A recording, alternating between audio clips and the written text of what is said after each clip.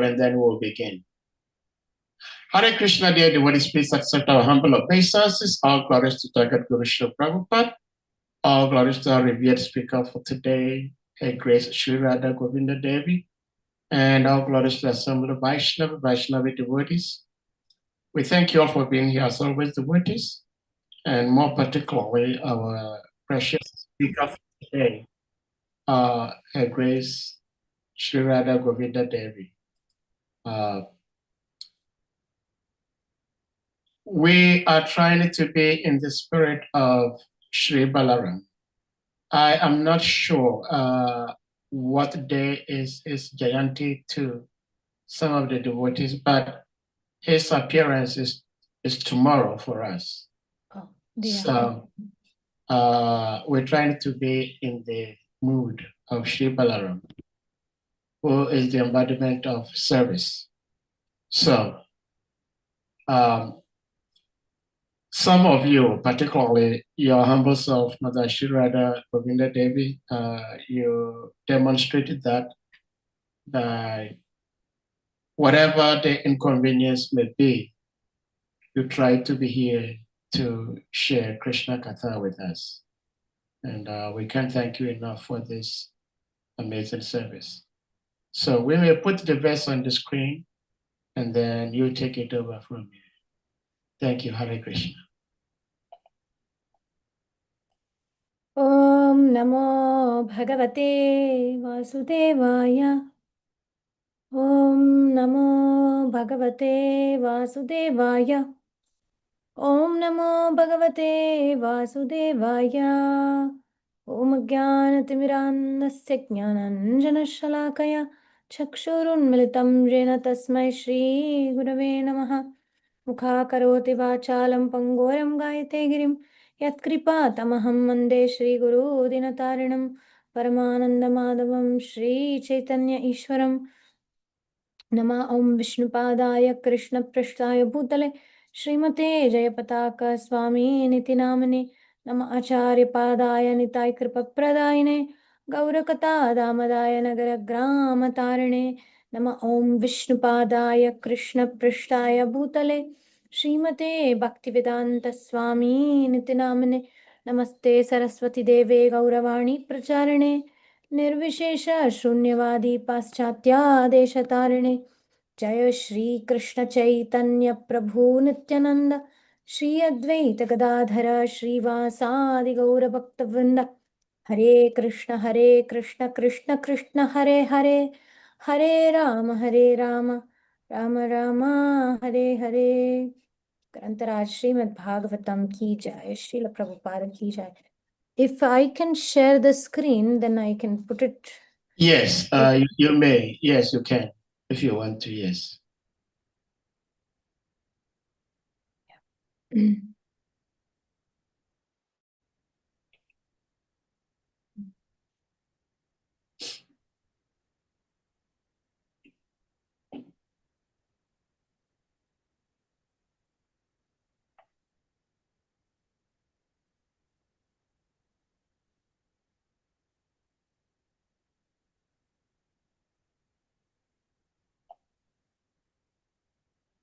Okay.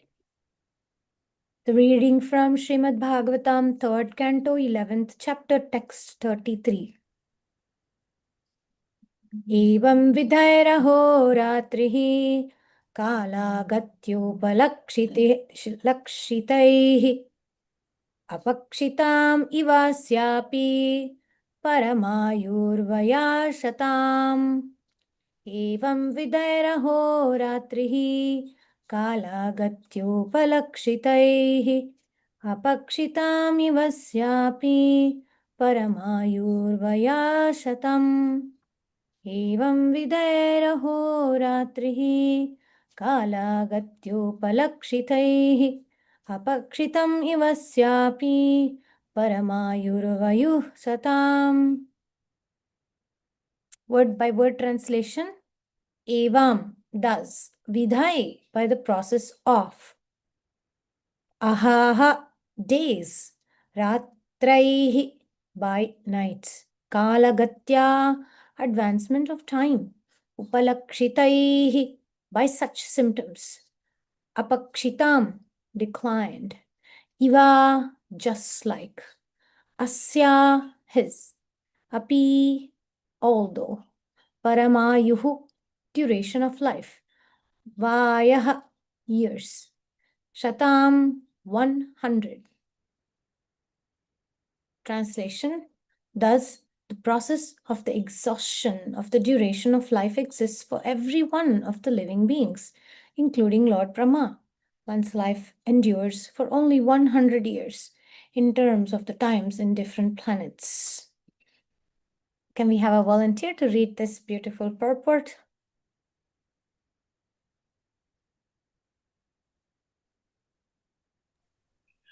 Right.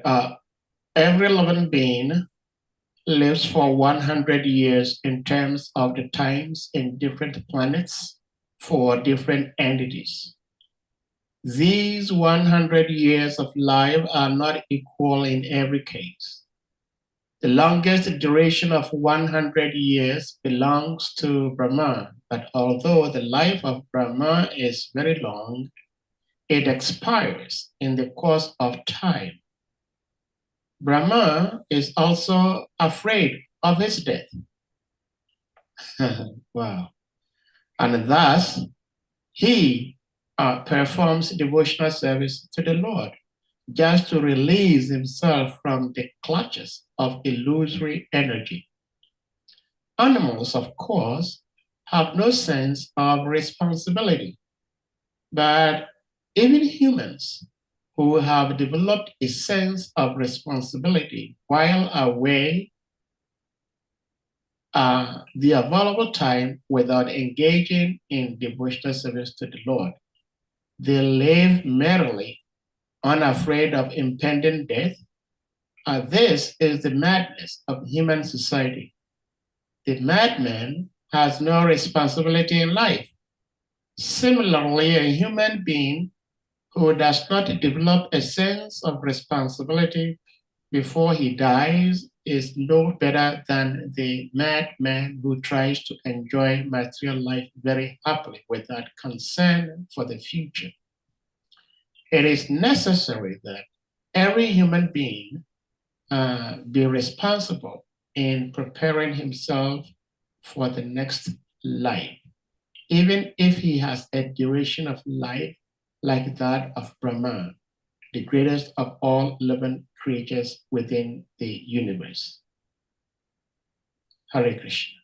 Yeah, this is amazing, huh? Very Brahma much. is also afraid of his death. And thus he performs devotional service to the Lord, just to release himself from the clutches of illusory energy. Okay. So in the mood of Sri Balaram, see, Balaram, he represents principle of service and principle of strength, principle of, he's the very foundation of our spiritual strength. And Balaram is also the Adi Guru. He's the original Guru. So all these qualities are the essence, how we need to align ourselves to the flow of Kala, time, the sacred time. And like Krishna is the supreme enjoyer, and Balaram is that supporting force. So he's holding literally everything together. Sankarshan and Ananda Shesha also. So in a rasa level, as the elder brother, he steadies everything. And if, on a mystical level, metaphysical level, also time can be very overwhelming, even for Brahma. Time can be very overwhelming even for the rishis. But if we can take shelter of Balaram, then time becomes a structure for our spiritual growth, not a source of stress. Like in this material world, people don't take shelter of Balaram, so they actually take shelter of stress. Whereas if we meditate on the flow of Balaram, the flow with which he basically roots and anchors the whole universe, that symbolizes like uprooting the stress, the anarthas, and then keeping our heart ready for Krishna to enter. So Balaram reminds Balaram Appearance Day is a good reminder to see that strength is not just in resisting time, but it's actually about surrender and service. Like Balaram appears in every incarnation as Lakshman, as Nityananda. So just like Balaram is always accompanying Krishna, always ahead.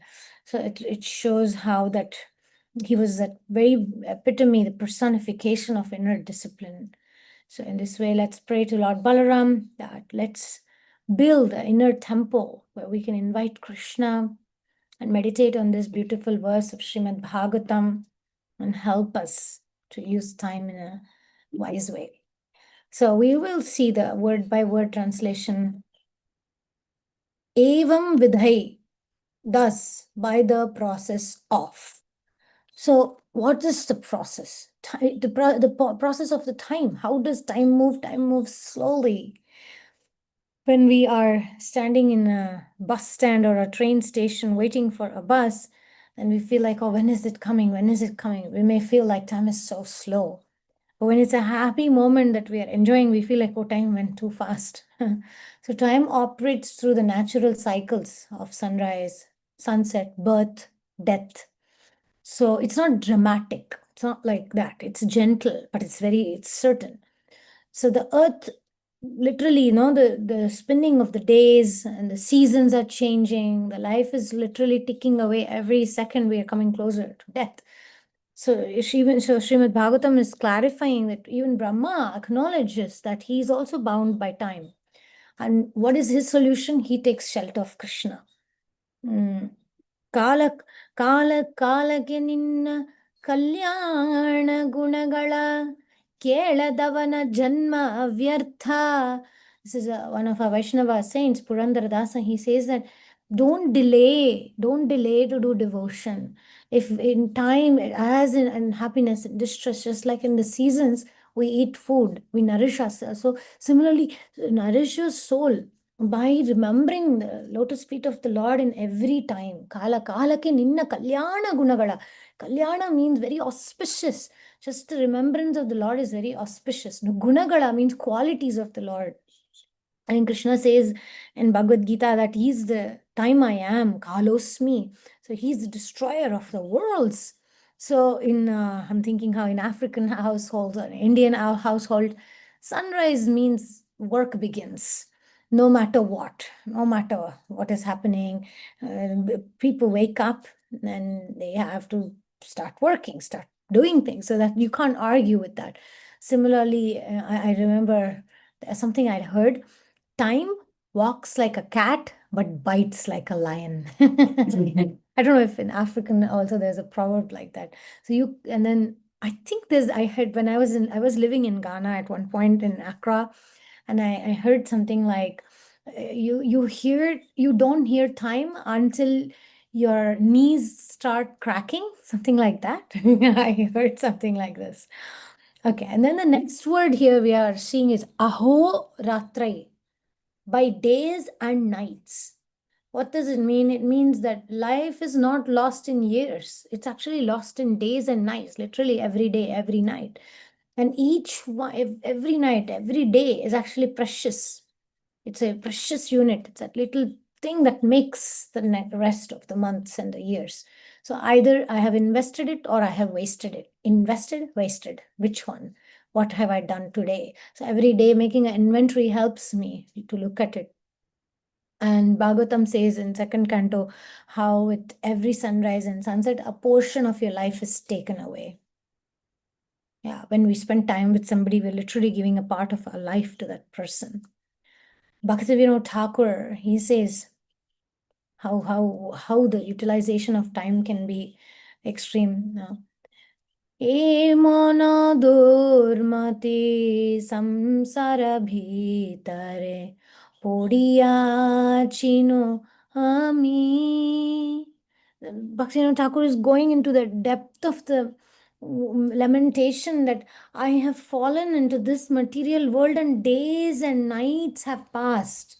Days and nights have passed and my mind is completely absorbed. Is emona durmati, means his mind is absorbed in useless endeavors. Durmati means actually even negative thinking. And I have been losing days and nights.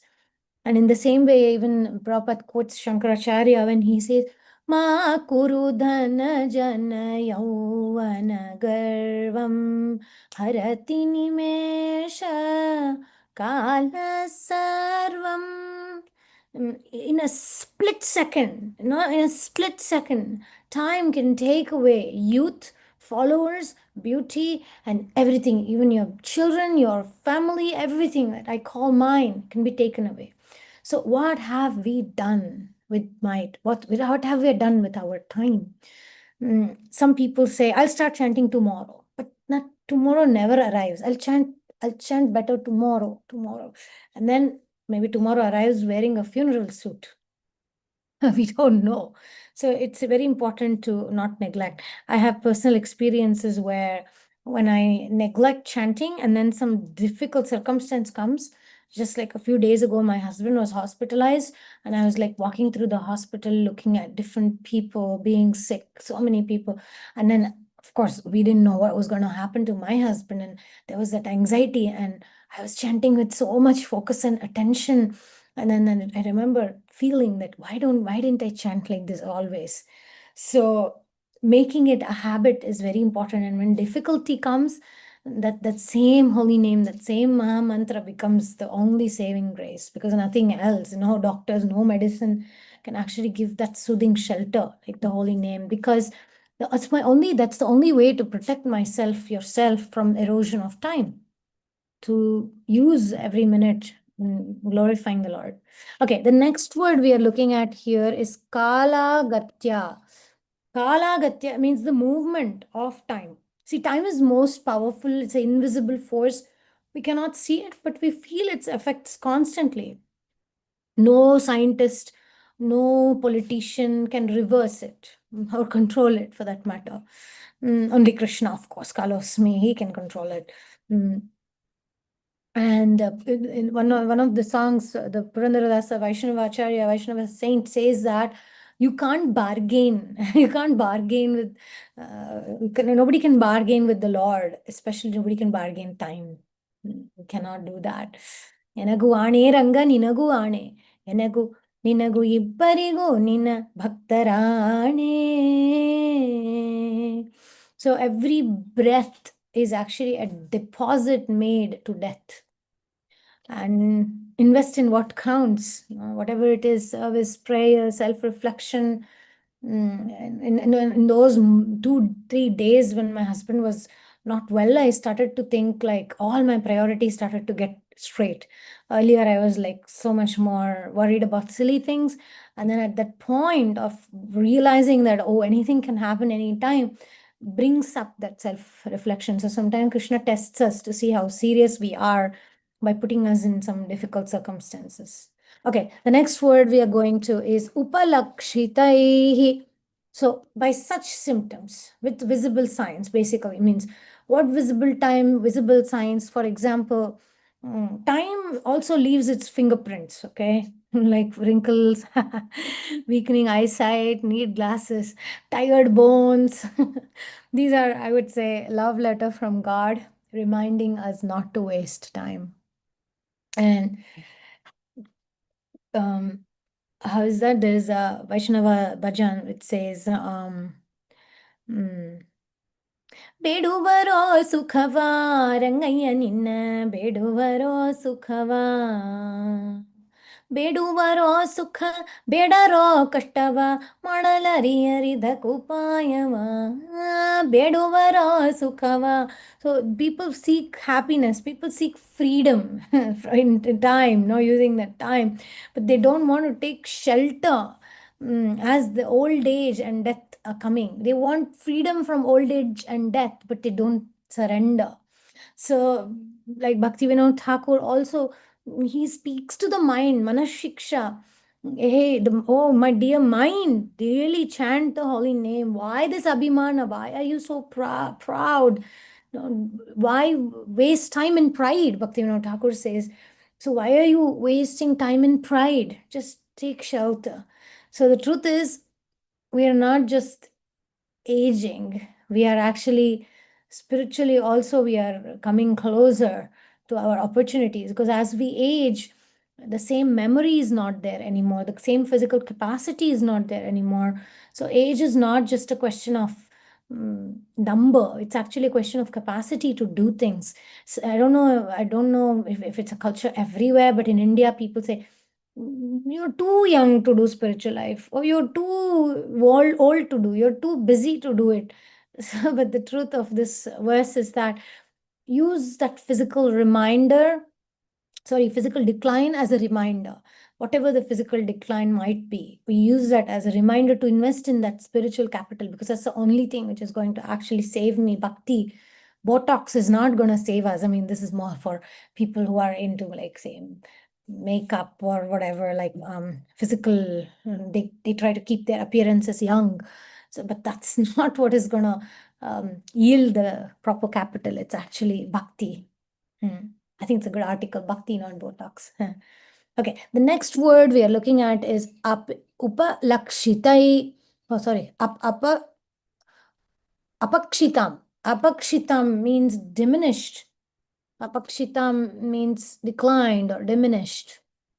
And time, it just doesn't move forward. It actually subtracts us from our own balances in whatever aspects of our life we're trying to balance. Means every day we either surrender to God or we are surrendering to the day that is lost. There's no other option. It's quite black and white when it comes to time. And yeah, Bhagavatam, every canto, I must say, but specifically in second canto, there's a quote that which speaks about in our life only a few days, even if only a few days, if we hear and glorify the Lord, it's worth it. So it means that the glorification of the Lord is so great that even if you do it for 1 second, it's great. It's a great success. Lavamatra sadhu sangha sarva siddhi hoy means even a second of association with a pure devotee, the second, the time, the powerful concept of time is so powerful that even 1 second of advancement can Lavamatra sarva siddhi hoy means everything will be accomplished just with that one moment of association. So we should review how we spend our hours, where is our time being invested, is it bringing me closer to Krishna, is it taking me far away from Krishna?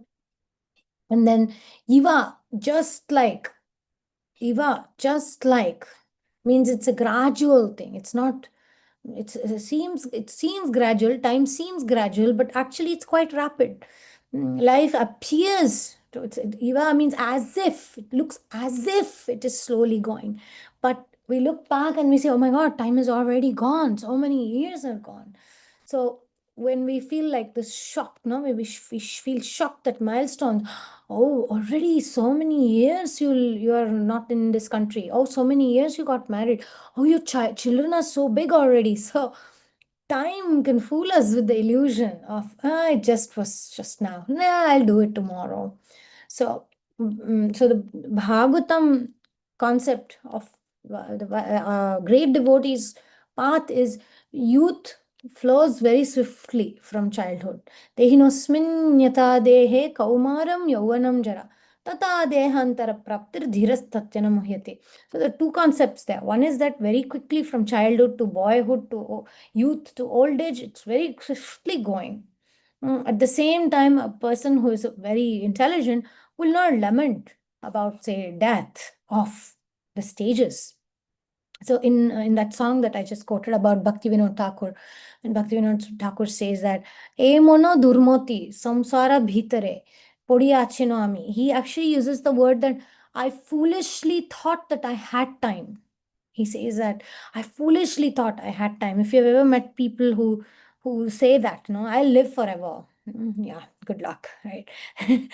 So it's like a leaking bucket, no? Life is going drop by drop. You may say, it's just few drops, so what? Yeah, by the time you go, after a few hours, the bucket is empty. So maybe we looked away for a minute and then, or a few years, you're just busy with something, you turn and then you see your cousins or your nephews or whoever, they were small children playing around in nappies and diapers, and then you see them with the beard and glasses and you think, what happened? We have these practical experiences, right? So I was reminding myself that don't be stuck in this. Someday I'll do it. One day. Don't use that spiritual excuse. Make that today. To use that today as a turning point. Because even here, the Asyapi means he is whose? Brahma's.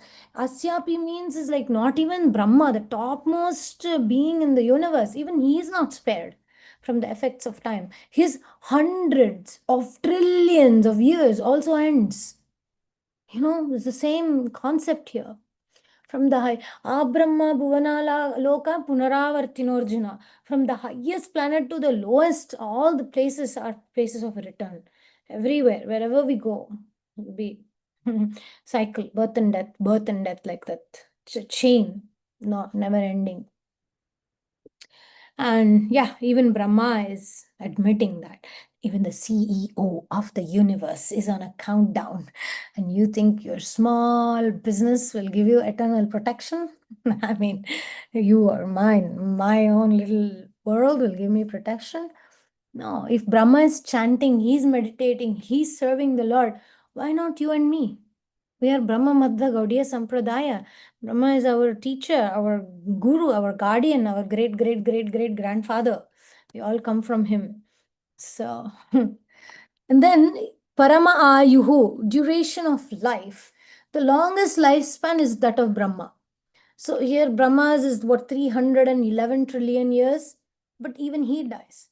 So what value is there for few little years few decades actually on earth?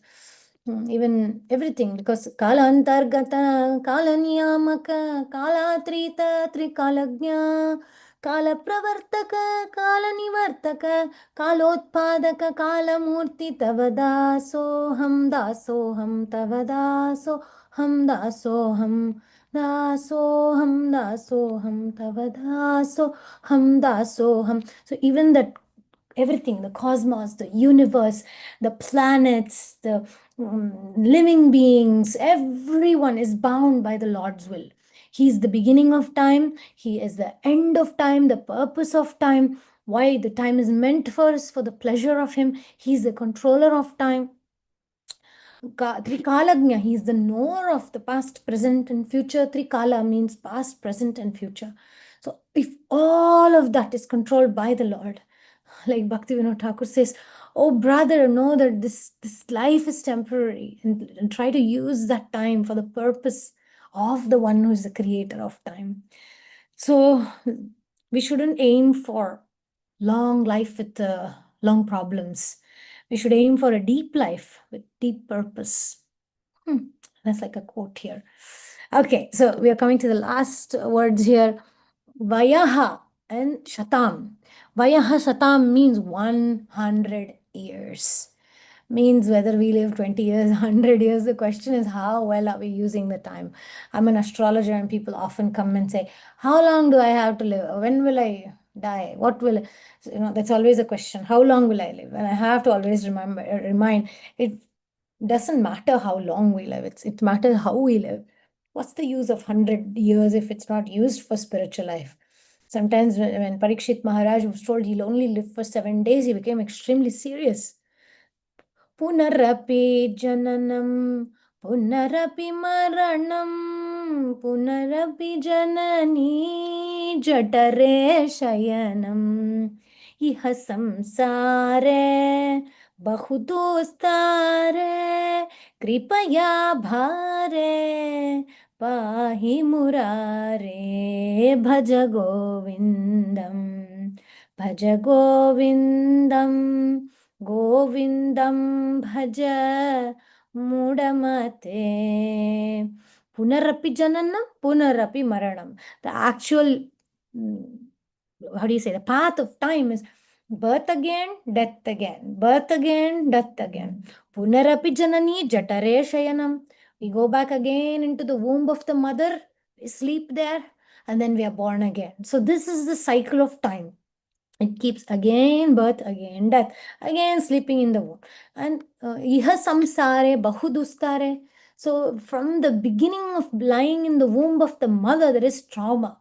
no air, everything is dark, the worms are all around. When the mother eats something hot, the baby feels the burning sensation. It's a very painful, bahu dusthar, very, very miserable condition. From that to everything the human being goes through is also miserable. But somewhere we think in the illusion that life is anyway, life is short, let me enjoy. Then we don't realize that we'll only come back unless and until we take shelter of the lotus feet of the Lord. So yeah, let's just not age, let's just not hustle, not just plan for things in this life. Let's awaken, let's chant. When the clock is ticking, we remember, like Balaram, the most strong, the most powerful, the most protector of everyone. His only meditation is Krishna. His only meditation is to how to support the will of the Lord. Like that time is so powerful. So we can always meditate on how to always be with the association of devotees. See, psychologically, both time is both. It helps us to be disciplined, to be structured, but it also is the very thing that makes us stress. Oh, tomorrow is my exam. Oh, tomorrow we have to travel. Tomorrow we have to do. There's always a mind is always either living in, as Krishna says in Gita, ब्रह्मभूत प्रसन्नात्मा न शोचति न कांक्षति समाय सर्वेषु भूतेषु मद्भक्तिं लभते param. So he says that the mind is either living in the regret of the past, lamenting, or it's hankering always anxiety for the future. Rarely is it brahmabhuta prasannatma, means rarely is it in the present. And so this temporary illusion, we may forget that now is the point of transformation. And Krishna consciousness is that beautiful thing that Prabhupada has given us, where we can anchor that awareness in the Sangha of devotees. We come together, Shravanam, Kirtanam, Vishnu, Smaranam, Padasevanam, Archanam, Vandanam, Dasyam, Sakyam, Atmanivedanam. So we engage in chanting the names of the Lord, remembering the Lord, doing devotional service. Because in modern day psychology, how much ever they promote mindfulness to reduce anxiety and to do this and to do that, all those modern steps is never enough in front of bhakti, because bhakti is not just mindfulness, it's godfulness. That's the difference. So by redirecting the attention, instead of thinking, how can I relax, to say, how can I align to God's will? What am I missing? How can I align to God's will so that I can transcend that material suffering? So Krishna consciousness is not a linear thing. It's not about age, numbers. It's not about age. It's very purposeful. It's actually sacred chance for us to come closer to Krishna. So the contrast to psychological fear of people who think that they're running out of time, and they think that I'm running out of time to enjoy things. Oh, I'm not young anymore, I can't enjoy. So their resentment is always surrounded by bodily concerns. But Bhakti Yoga is such a gift, because it is a gift of liberation. It tells us that Krishna, of course, he's Navayauvanam cha, he's always eternally youthful. He never ages. And then we are reminded that we are eternal souls. So we are breaking this psychological pattern of past conditioning, future obsession. So Bhagavatam is reminding us that even Brahma, with trillions of years, trillions of years, he's literally scared. Brahma is scared of dying. Brahma is scared of wasting time. He's not thinking, I have trillions of years, I can waste time. Why? Because Brahma's time is not measured by duration, but by absorption. It's the same for us. It's not only duration, it's absorption. Whether we live 100 years, 10 years, we don't know. When Mrityu comes, when death comes, it takes away everything. Mrityu haras sarvas haram, everything, it takes away everything. And so our relationship with time is only how much I'm connected to Krishna and Krishna consciousness. So whether you're in Nairobi, Lagos, Johannesburg, you are in United States, you are in India, you're in Germany, we are in Brahmaloka, every soul is running out of breath. Because in Vedic concept, it's not running out of time, it's running out of breath. It is said that everybody has a certain number of breaths already predestined. One breath closer to death. So make your breath count. Build your eternal future today. Okay, so those are some points. If you have any comments, questions, arguments, difference of opinion, we have some time to discuss, not too much. Hare Krishna. Well, thank you so much, as always, for sharing this all-important message with us. Dear devotees, if anyone may have questions, comments, reflections, realizations, no arguments, please you may indicate by using the hand emoji or your physical hand, and you'll be asked to unmute to ask your question or share your reflections. Well, my first question, Mother, is, of course, thank you so much for speaking this Krishna Katha with us. My first question is,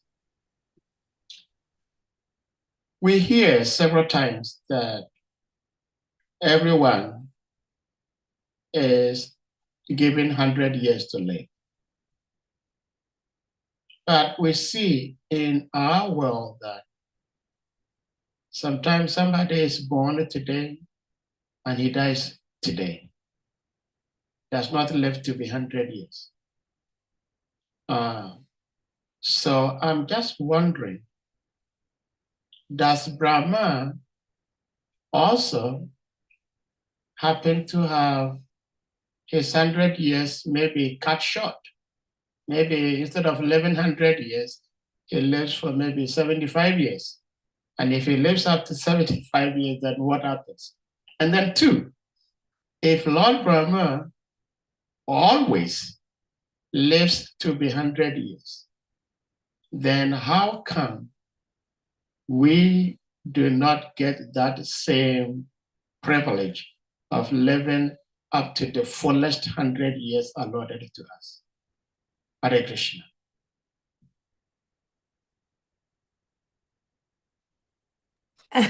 Okay, it's a great question actually. Brahma's 100 years are not cut short. This is Shastric evidence we have because he always lives his full term, which is basically 311 trillion years, right? So his lifespan is fixed by Krishna for the purpose of universal creation. As for us, our 100 years is 100 years earth in potential. Nobody, I mean, unless you're coming with some benediction from some Durvasa Muni or some sage who tells you, Sahadev Prabhu, you are going to live 100 full earth years. But how much we actually live depends on karma, destiny, desire, how we use our free will, how we take care of the body that we have received. Many souls, in my work also profession, I see many souls don't complete 100 years because their karmic balance is either finished or their purpose clears earlier. So for us, it's more about the quality, not so much about the quantity. And even if it's a short life, if it's used in Krishna consciousness, we can still achieve what we could have achieved in 100 years. Like, for example, in Vedic astrology, it takes basically 100 years to cover all the planetary cycles. Sun, Moon, Mars, Venus, Mercury, Rahu, Ketu, Jupiter, Saturn. So it actually takes 100 and actually it takes more than 100 years. So usually they say in Indian culture that those people who live long, manchi valdaku maraname sakshi. It means that good people, they live long and they also die very nicely, meaning they don't suffer old age and they don't suffer in old age. They live healthy very long. So yeah, it's more about how we live that can make it successful instead of 100 years wasted in ignorance. So yes, our conditioning is more due to karma and other considerations. Brahmas is not like that. That's my understanding. Well, thank you. One question. Yes. You speak about one moment of association with a pure devotee can liberate the living entity. So my question is, in ISKCON, we have so many pure devotees, or don't we have pure devotees, which many millions have been associating with? Why have they not attained perfection?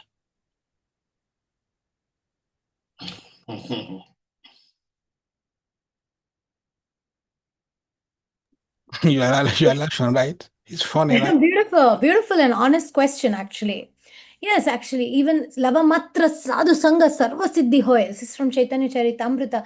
Even a moment of association, a moment with a pure devotee can liberate us. So if we receive it with full faith, humility, receptivity, but often the truth is, we may approach it more with anarthas or pride or distractions or conditioned mindset.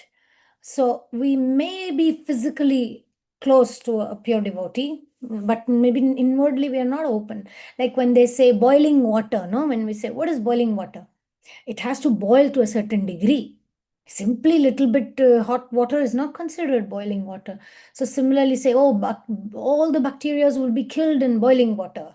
Yeah, but is the water really boiling? So the similar way, just like sun gives light to all, but if we close our eyes or we sit under a thick roof and cover ourselves with all the curtains, then we miss it.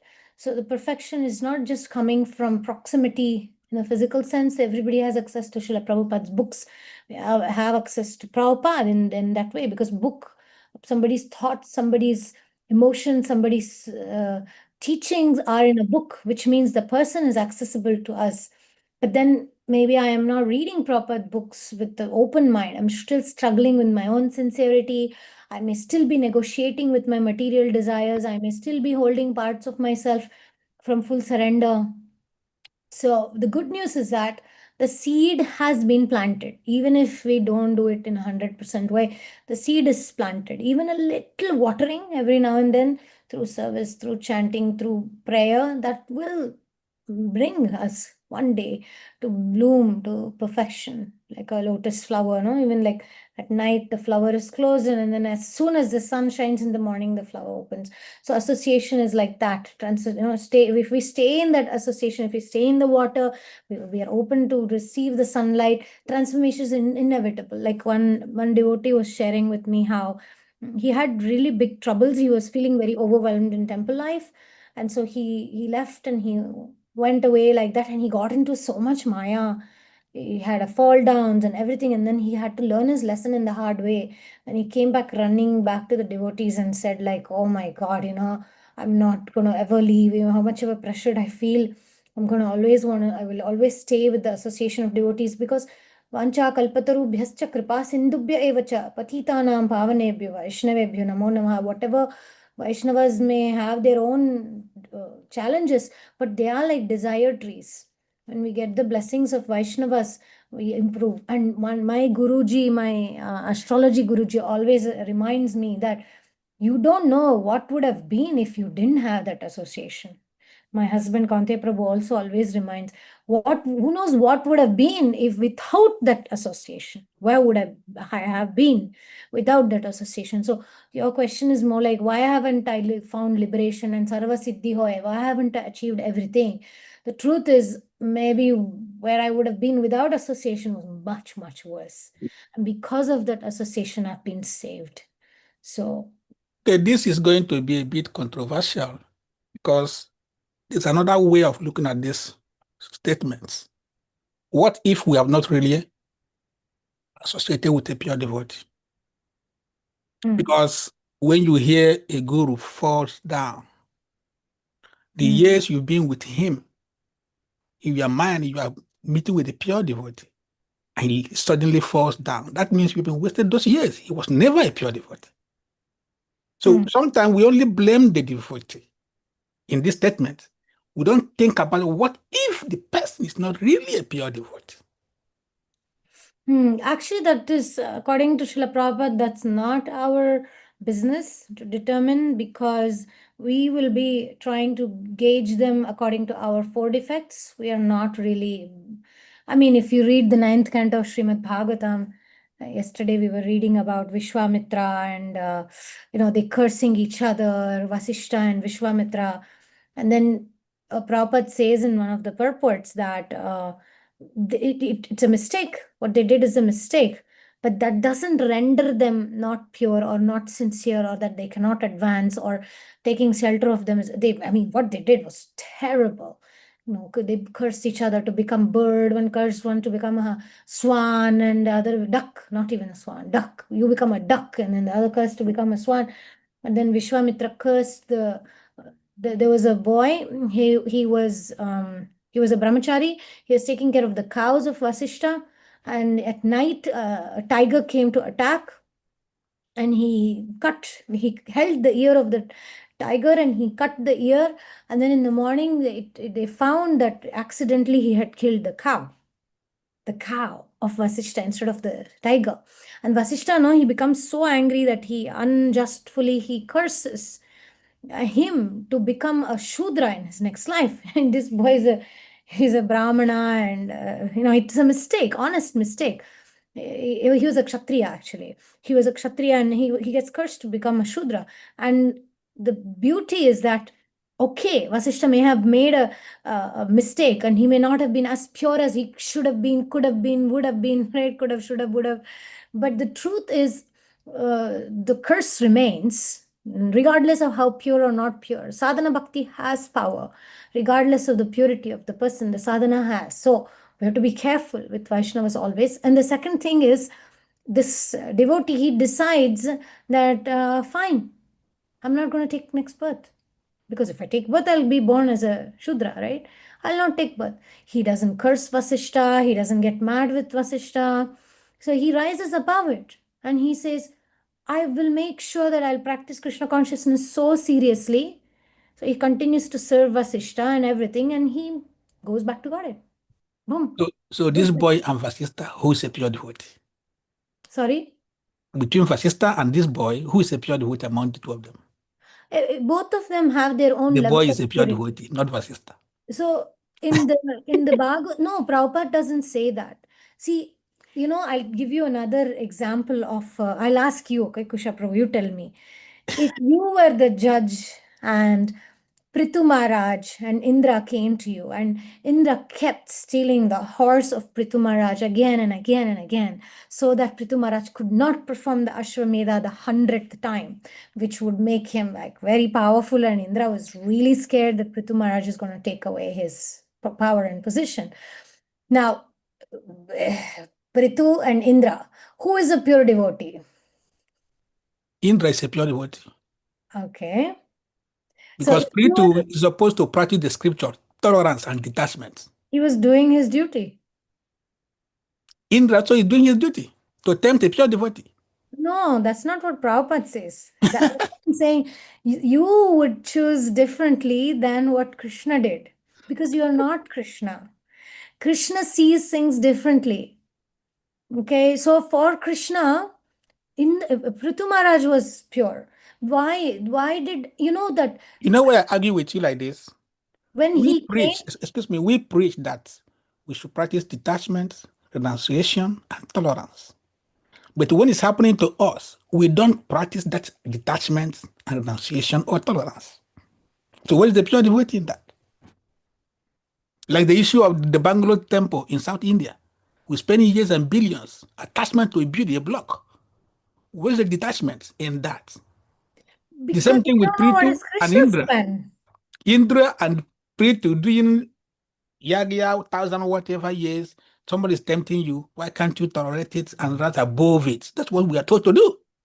So when it's about senior devotees, they're not detached or renounced to practice what we preach.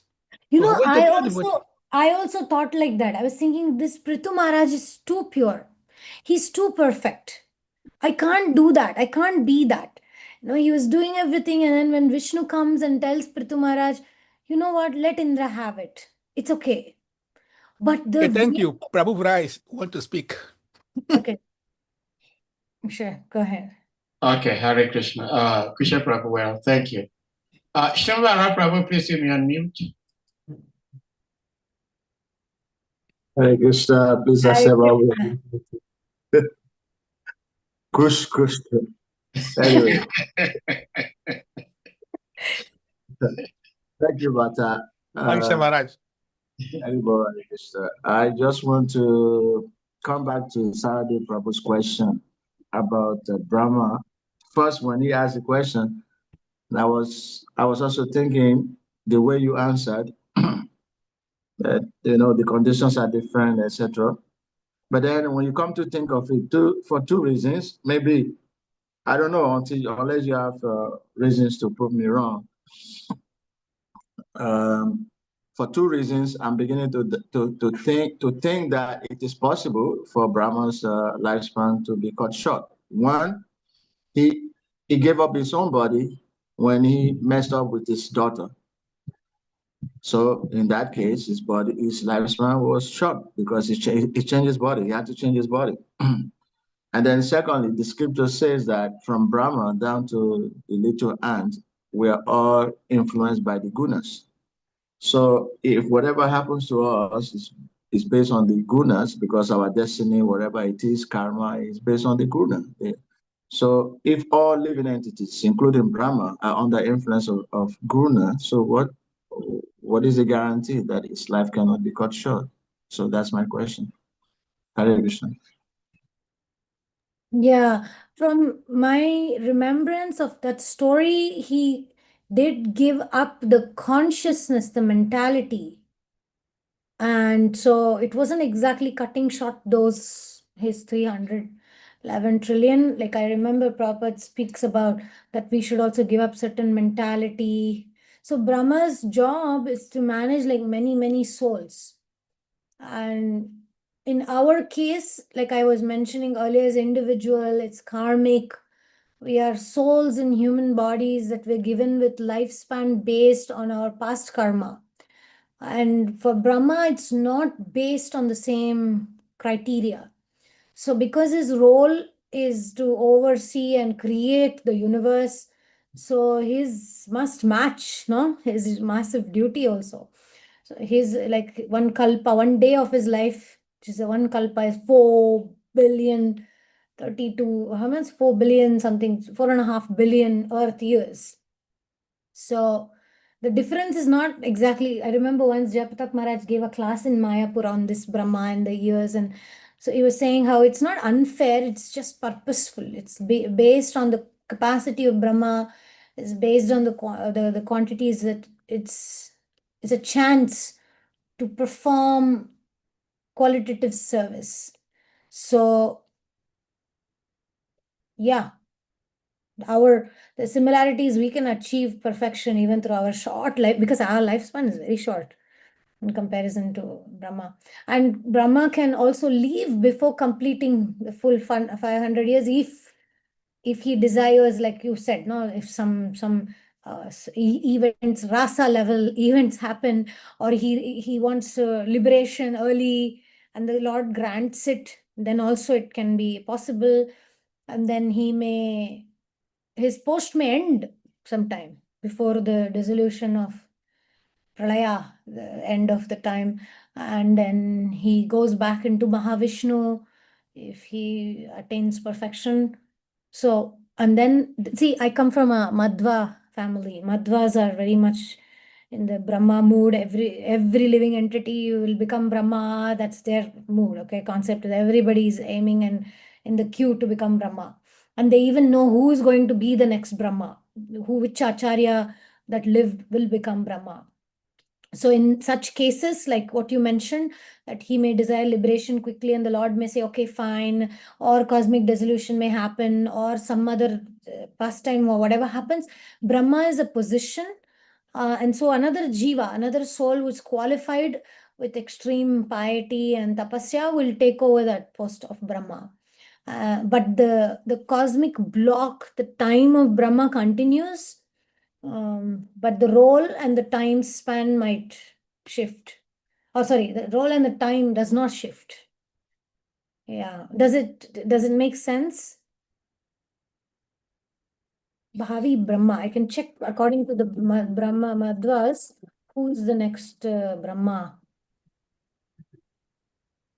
Well, Hare Krishna. I don't know if Shivara Acharya Prabhu is still here, but the last part of your explanation kind of made a lot of sense to me when you said that the individual occupying the position as Brahma may not live up to the 100 years, but the process of being the controller and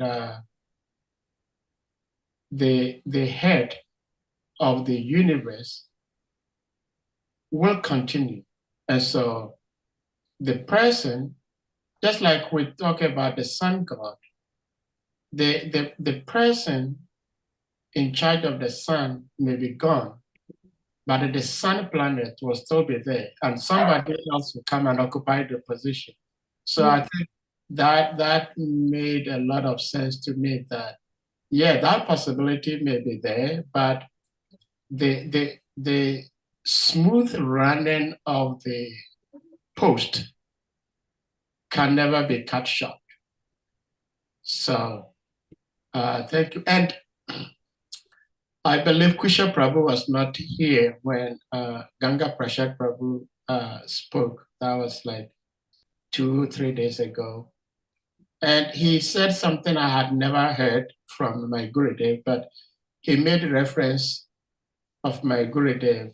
He said, His Holiness Bhaktivinoda Swami Maharaj used to say that the Guru is giving diksha to certain devotees. The Guru may know that this person is not qualified to take initiation today, but it is a seed that has been sown in that particular disciple, that he may not be able to take up being a disciple in this life very seriously, but it is a seed that if even he is unable to take up the discipline of being a disciple in this lifetime, in this next life, he will be able to pick it up and continue. So there is no loss. And I believe also the scriptures do not say that a moment association with a pure devotee will make one a devotee or a pure devotee. It says can. And like you were saying, would have, should have, would have, you know, can does not mean that it will. That is my understanding. So if I come in touch with a pure devotee and I do not become a devotee, means that there was something on my part that I needed to do that I didn't do. That is my understanding. Well, Hare Krishna.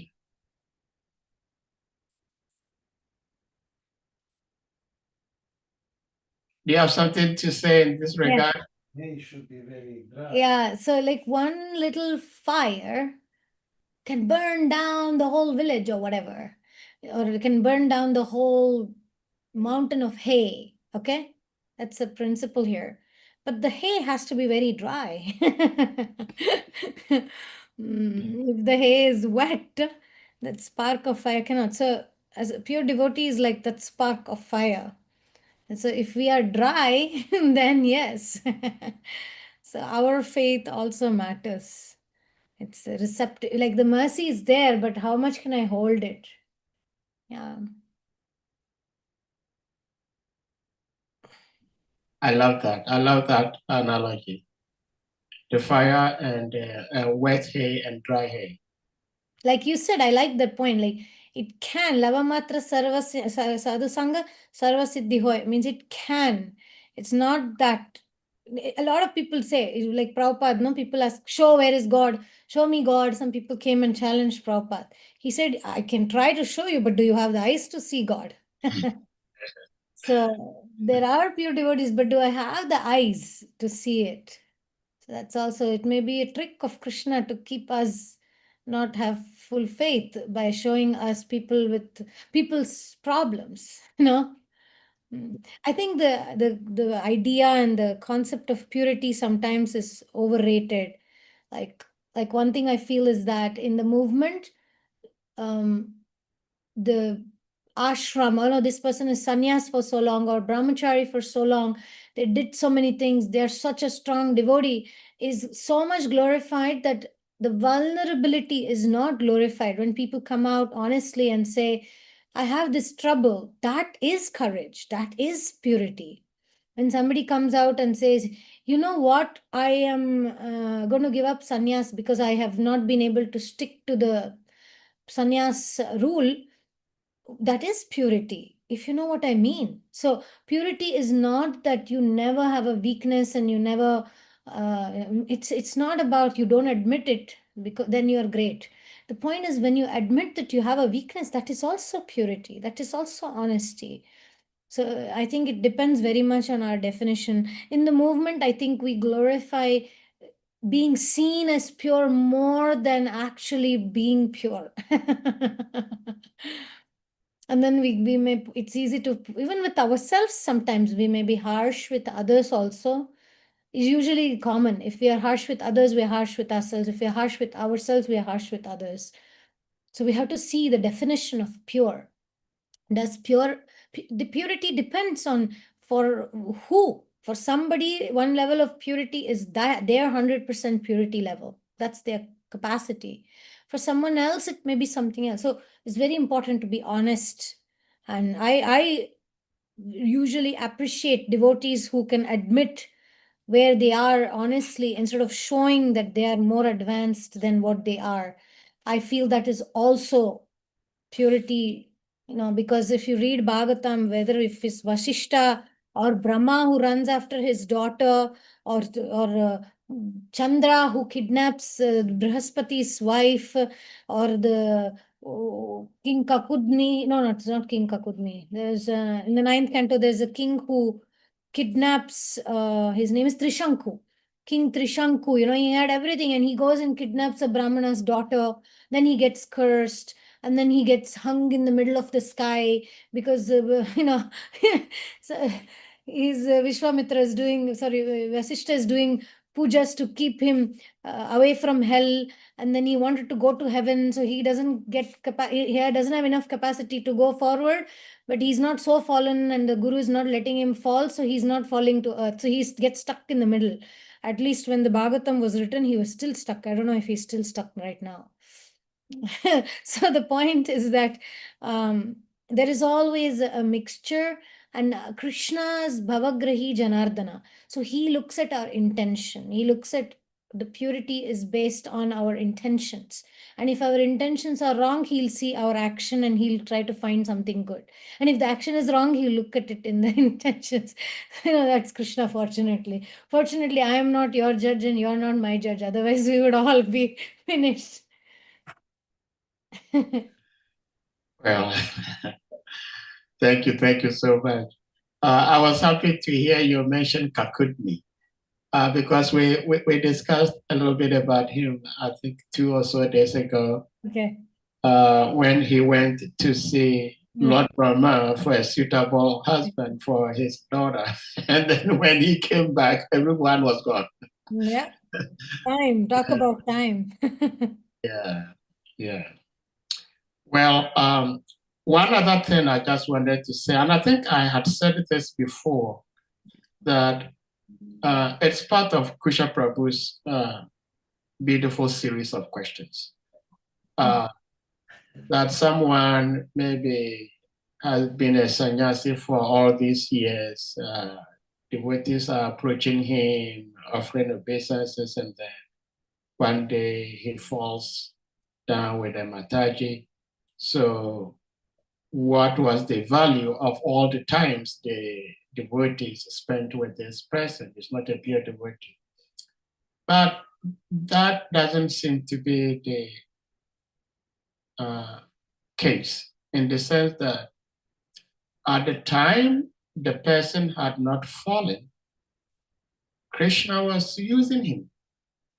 So whatever he was saying, was doing, we cannot say that, okay, we did not know this person was not a pure devotee, so whatever he was telling us were not true.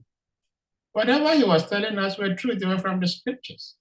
And that is why personally, I am not in support of the GBC's rule or standard that if someone was a guru, a sannyasi, he did so many wonderful things, he wrote many wonderful books, and he finds himself in some problems, and now all his books are banned. Don't read his books.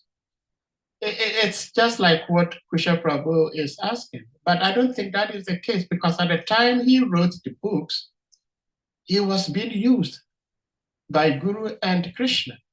So the books, the words in the books are still as powerful as Krishna. But who am I? Nobody will listen to me, and I don't even expect anybody to listen to me. But within my heart, I will read such books if I have to. Well, Hare Krishna. Yeah. We shouldn't throw the baby with the bathwater. And I don't think GBC says that their books are banned in that way. But anyway, yeah, I agree. I agree to what you said. Okay. Well, I hope that is not the ruling of GBC. That would be nice. Anyone else with something to ask or to share? Yes, very, very. Kusha Prabhu. I think it's because of of course, GBC said that.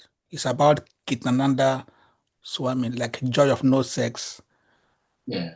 Krishna consciousness and Christianity. That book were banned by GBC. Yes. I mean, Christ and Krishna. Christ and Krishna and joy of no sex. Powerful books. They are banned. That's what you are talking about. Yeah, I think so. I never heard that. Anyway, thank you for your class. Thank you. Who is Prabhu? In Mayapur or He's out of the Manapuri? hospital. We are in Germany. So You're in Germany, where? in Berlin. Berlin, okay. That's nice. That's why I saw your background. I say, what are you doing with Berlin? But that's good. You're welcome. Well, the Germans are talking. All right. Mother, we can't thank you enough for rendering this service to the Vaishnav community in Africa, and of course, global, by speaking Krishna Katha every now and then. And not just speaking, but speaking so sweetly. Dear devotees, we're going to humbly request you all to kindly unmute yourselves, and we all chant Hare Krishna Mahamantra to express our deepest appreciation to our revered speaker, a grace, Radha Govinda Devi, for sharing her love and wisdom with us tonight. Hare Krishna, Hare Krishna, Hare Krishna, Krishna Krishna, Hare Hare, Hare Hare Rama, Rama, Hare Rama, Hare Rama Rama, Rama, Hare Hare. Vancha Kalpa Tarabhyaśa Yovyaka, Chitana Pavanabhyo Pavetyo Vaishnavi Namo Namah. Ananta Koti Vaishnava Vrinda Ki Jai. Jai. All glories to Her Grace, Sri Radha Govinda Devi Ki Jai. All glories to Jagat Guru Sri Prabhupada Ki Jai. Jai. And all glories to Samad Vaishnava Vaishnavi devotees Ki Jai. Jai. Hare Krishna.